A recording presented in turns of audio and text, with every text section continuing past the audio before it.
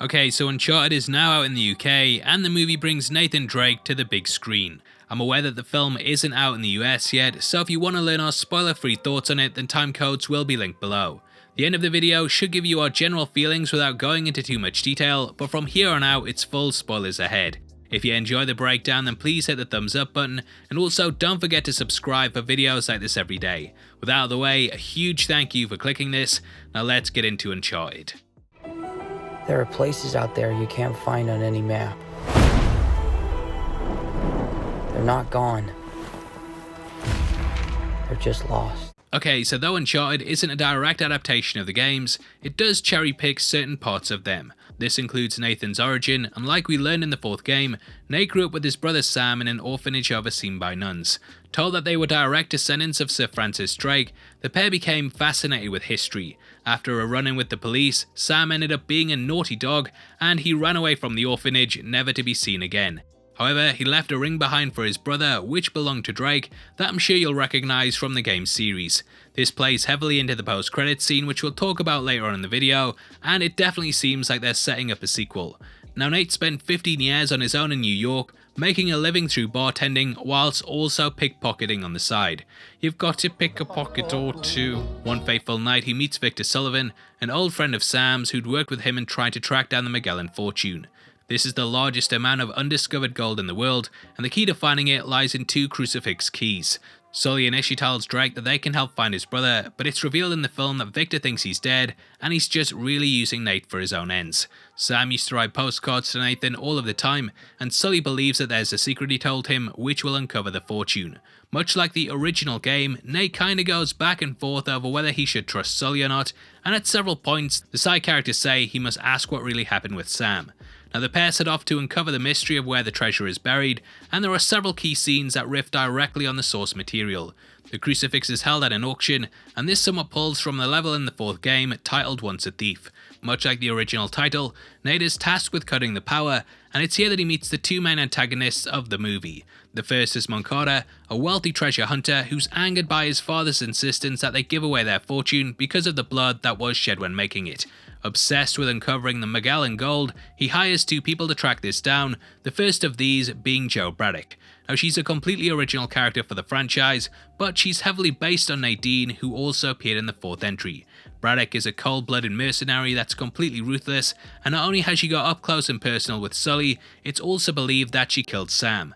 Now, the other person that Moncada hired is Chloe Fraser, a femme fatale from the games who was first introduced in Uncharted 2. Chloe is completely distrustful of everyone, and this is because when she was growing up, she found a platinum trophy that her dad took and ran off with just for the clout. Hey, those PlayStation games were hard. Now, initially she joins Nate and Sully in Barcelona, but after they uncover a map to the whereabouts of the gold, she ends up stealing it and goes back to Moncada. As they ascend into the sky, Braddock reveals her true plans, and she ends up killing Moncada and taking over his operation. Just before she can put an end to Chloe, it all goes to hell, and we get the awesome plane scene from the third game.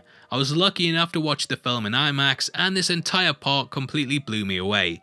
It really felt like they'd perfectly captured the games, and there's several iconic things from it, such as the cargo crates that Nate has to climb up.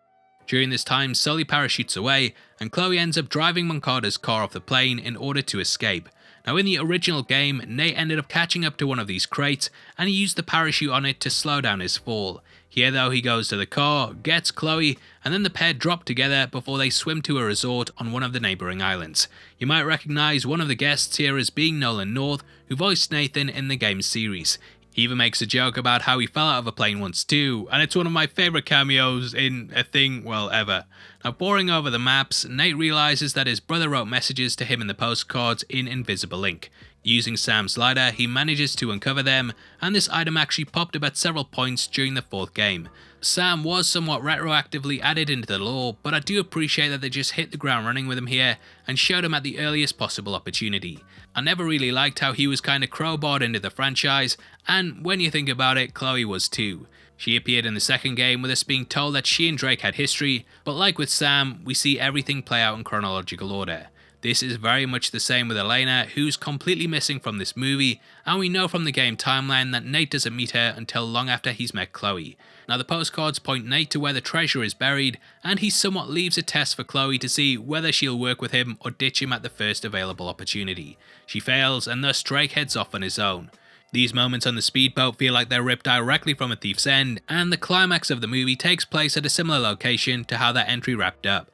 The fortune is held within 2 ships hidden within a cavern, and a lot of the iconography of the approach to them is taken completely from the 4th game. Sully reveals he's been tracking Nate the entire time, and after Nadine and a gang arrive there, it all goes down. Using helicopters, they pull the ships into the air, and it somewhat also plays upon the finale of the first game, in which Nate ended up flying through the sky whilst hanging off some treasure. Sadly, what's missing from the movie are the more supernatural elements that tended to come as the games drew to a close. I remember I did not see the big zombie twist at the end of the first one, and I know that the fan community is kinda divided on whether the monsters that tended to appear at the end of the games are good or they're just crap. I was always fine on them, but Naughty Dog did try and drift away from doing more supernatural things because the games weren't really designed for creatures that just ran at you. Whether they will appear in the sequel, we don't know, but after a chase through the sky, Nate ends up getting the upper hand, and he uses a cannon and Sam's ladder to bring down Braddock's forces. Leaving just her and Nate hanging off the ship, Sully has to decide whether the gold means more to him than Nate, and he ends up choosing the latter. He drops a full bag of it onto Braddock, who falls into the ocean, and then the ship drops onto her head. Can you believe it? Should have given her a stern talking to, eh? Now, Sully grabbing Nate's hand is somewhat mirrored in the opening of the movie, when Sam did the same thing during his introduction. Nate also offers Sully the last of his gum, which he wastes, and this mirrors an interaction that Nate had with his brother when they were kids. Now though Nate managed to salvage some of the gold, it won't be enough to count for the billions that Sully was expecting, but the real Uncharted was the friends we made along the way. Nate suggests diving for it, and in the 4th game we open with him doing this, though there was a bit of a funny reveal when it turned out that he wasn't hunting for treasure. They fly off into the sunset with Chloe missing out, and it takes us into our first post-credit scene, which drops immediately after the title. In an undisclosed jail cell, we find that Sam is actually still alive. He writes a postcard to his brother saying that he has to watch his back, and this somewhat ties into the scene that follows it. Sam is played by Rudy Pankow, and I believe that the second film will have him reuniting with his brother. In the 4th game, we actually had a prison escape level involving Drake and his brother, which could end up popping up in the next film. If we're going off the games, then this is Panama, and I think that he's been sending these postcards out to show Nate that he hasn't died. Someone is clearly stopping them from getting out though, and it'll be interesting to see if they bring Hector Alcazar in order for him to escape. Now Sam wants to give his brother a warning more than anything, and this likely ties in with Gabriel Roman, whose name gets dropped in the second post-credit scene. This moment was actually shown in the trailers, and it was revealed that Sully now has his mustache. Here we meet Palau Azbek's Gage, who is working for Roman, and similar to the villain, he wears all white. In case you don't know, Roman is the villain from the first game, and he ended up looking for El Dorado, which turned out to be a giant gold sarcophagus. Inside of it was a mummified corpse that turned all that came into contact with it into flesh-hungry zombies. The Germans in World War II actually managed to uncover it, and this transformed the entire unit on the island into the undead.